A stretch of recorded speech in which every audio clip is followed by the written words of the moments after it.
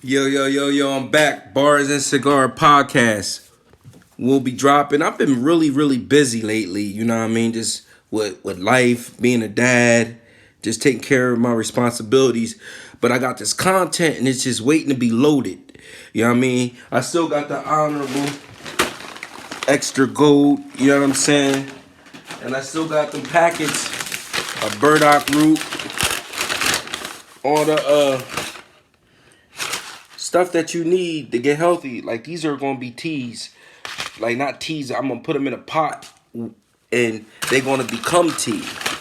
And this is all the healthy stuff that you need to get them toxins out. I'm gonna dive more into that, but that sea moss is that 92 or that 102 minerals that your body needs. And I have that elderberry too. So I just need you to hit the like button, subscribe. I'm gonna be having a lot of stories, tales from the Creek Chronicles, jail chronicles. Nah, I never been to jail, but got a couple homeboys that's gonna go in here and do some talking for y'all. And I got a story I'm gonna bring you by today that is a straight classic. And only my mans know who I'm talking about, that he could tell you the back end of the story, but I'm going to tell you the real, like on my version, my part. And there's probably other people that, you know what I mean, that know of the story that was there that day. But I'm going to tell you from my angle and what happened on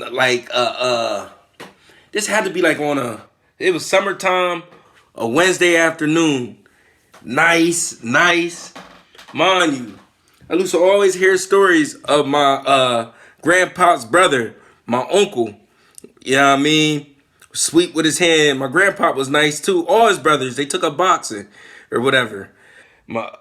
So I'm in the house where we basically call it the trap, the lab, where my cousins lived, and we had a studio up on the third floor. We're up there making music and making hits. They just call me Mad Marty. This what got me into this, what I'm doing today with the music and the podcast and the rapping. This been around for years. I just now put it to it. Back then, if I would have knew what YouTube was, I would have been did that. But I didn't. And coming from a small town where I'm from, York, you really don't hear. But it's like 2 hours away from Philly. But when you think of Pennsylvania, you just think of Philly. You don't think of York City. So mind you, let me tell you the story, right? Get back into it. So I'm up on the third floor. It's a couple of bros. It's me, my homie, his brother, one of the homies. And we up there, we drinking Coronas. Now, mind you, I'm like 19, 20. We drinking Coronas. We getting lit. You know what I mean? We making music. We doing what kids normally do. Try to get it in. Now, this is back when this had to be like 08, 07. Around there, around that time. That's the time frame right there.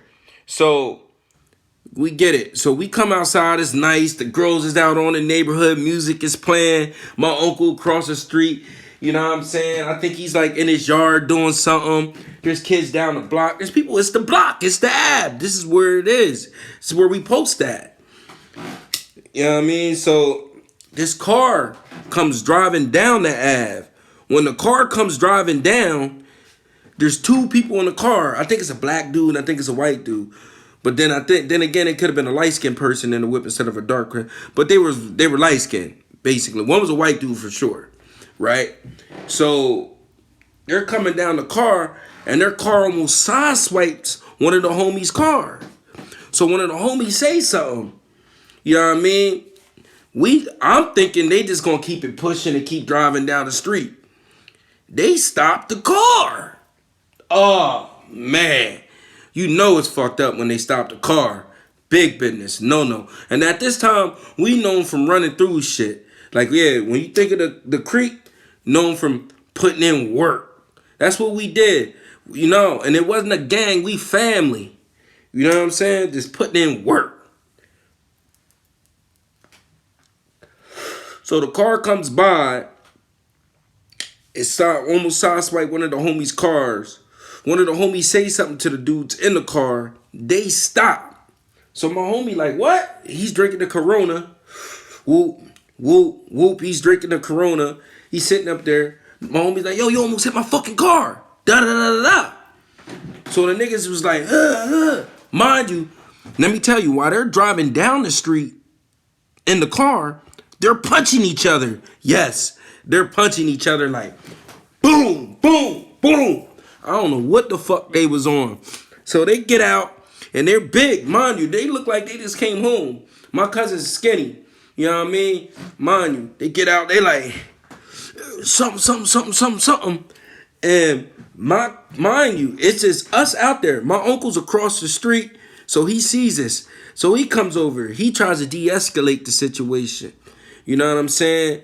My cousin now hears the commotion that's in the house. He comes out.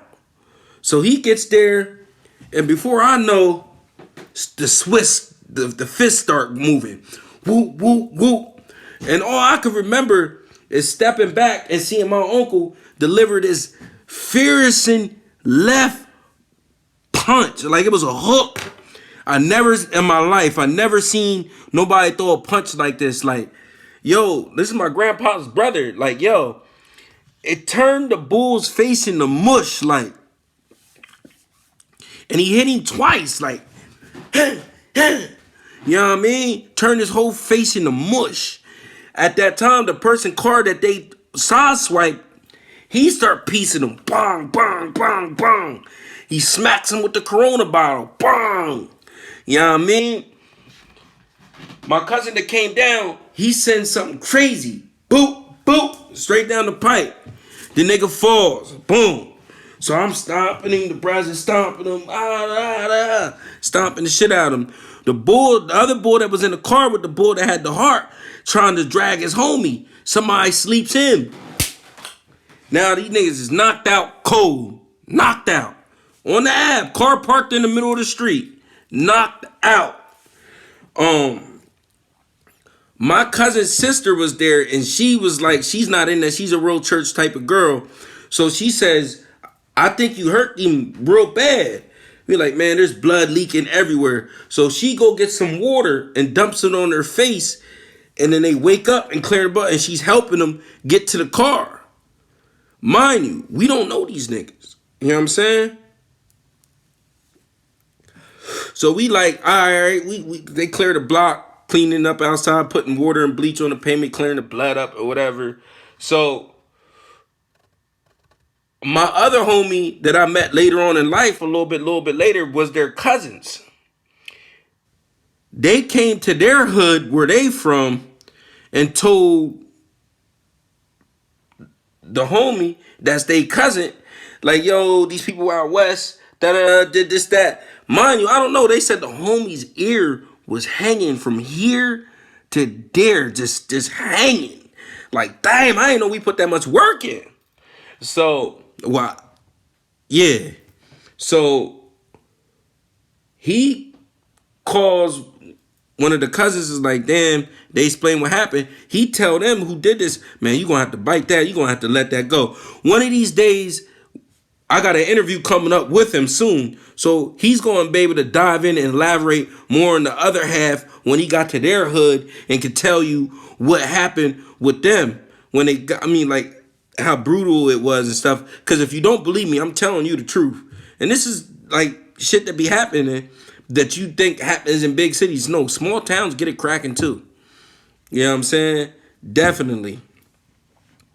But that's a short story, short film, however you want to call it. Be on the lookout for Bars and Cigar podcast on this channel that I'm talking to you from. And remember, get that honorable sea moss and that burdock root and elderberry from me. And I'm going to get with y'all.